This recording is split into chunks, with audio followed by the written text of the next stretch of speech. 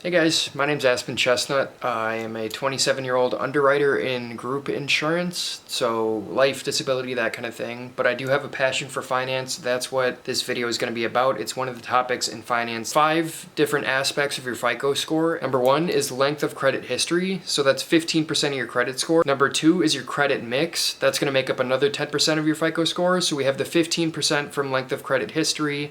We have 10% from the credit mix, so we're at 25%. Your utilization is number 3. That's going to make up 30% of your FICO score. 30%. The ratio that lenders like to see is using less than 30% of your credit limit. So if I have a credit card for $10,000, they want to see that I'm using less than $3,000. That doesn't mean that your credit score can't go up if it's above that 30%, but the ideal amount where you want to be at the sweet spot is less than 30% of your total credit limit being used. So if you have multiple credit cards, it's all of those limits put together. If I have 3 $10,000 limit credit cards, they just want to see 30% of that total, just less than 30%. 10, 15, the 30% from the utilization, we're at 50% of your FICO score. This next part is the most important part of your FICO score, and that's to pay on time. If you get nothing else out of this video, please remember, for any line of credit, whether it's a credit card, installment loan, like an auto loan, a mortgage, a student loan, please remember to pay it on time. That's worth 35% of your credit score. Keep everything else the same. That still only adds up to 65% of your FICO score.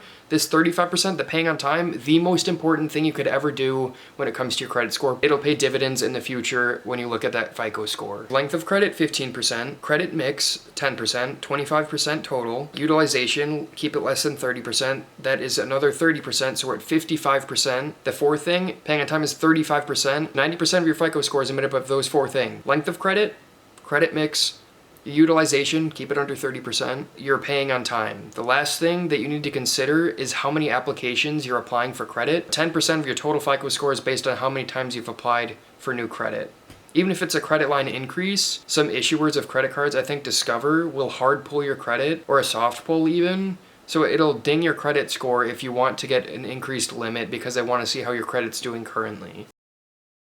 Why do I need a good FICO score? How is that going to benefit me in the future? Why can't I just pay for everything in cash? For me, the biggest benefit to having a good FICO score is options. If I have a good FICO score, I'm going to get better interest rates, especially for car loans. I'll put a chart up here showing different interest rates based on what your FICO score is. Again, not that you have to use that credit.